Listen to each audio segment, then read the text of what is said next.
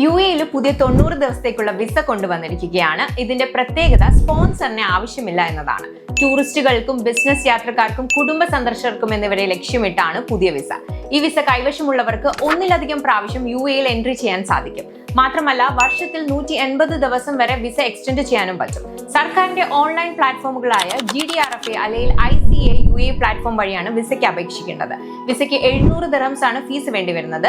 കൂടാതെ 2000 ദിർഹം security deposit ആയിട്ടും വേണം. ഇത് റീഫണ്ടബിൾ ആണ്. അധികമായി തങ്ങുന്ന ഓരോ ദിവസത്തിനും 50 ദിർഹംസ് വീതം പിഴ അടയ്ക്കേണ്ടി വരും. വിസയ്ക്ക് അപേക്ഷിക്കുന്ന വ്യക്തിക്ക് 18 വയസ്സ് തികഞ്ഞിരിക്കണം. 6 മാസം കാലാവധിയുള്ള പാസ്പോർട്ട് കൈവശം ഉണ്ടായിരിക്കണം എന്നത് നിർബന്ധമാണ്. ആവശ്യമായ പണം കൈവശമുണ്ട് എന്ന് തെളിയിക്കുന്ന രേഖ, യാത്രയ്ക്കുള്ള ഇൻഷുറൻസും റിട്ടേൺ ടിക്കറ്റും വേണ്ടതുണ്ട്. ഓൺലൈൻ വഴി അപേക്ഷ സമർപ്പിക്കുമ്പോൾ ബന്ധപ്പെട്ട രേഖകളും നൽകണം. 7 ദിവസത്തിനകം വിസ അനുവദിച്ചു കിട്ടുമെന്നാണ് പറയുന്നത്.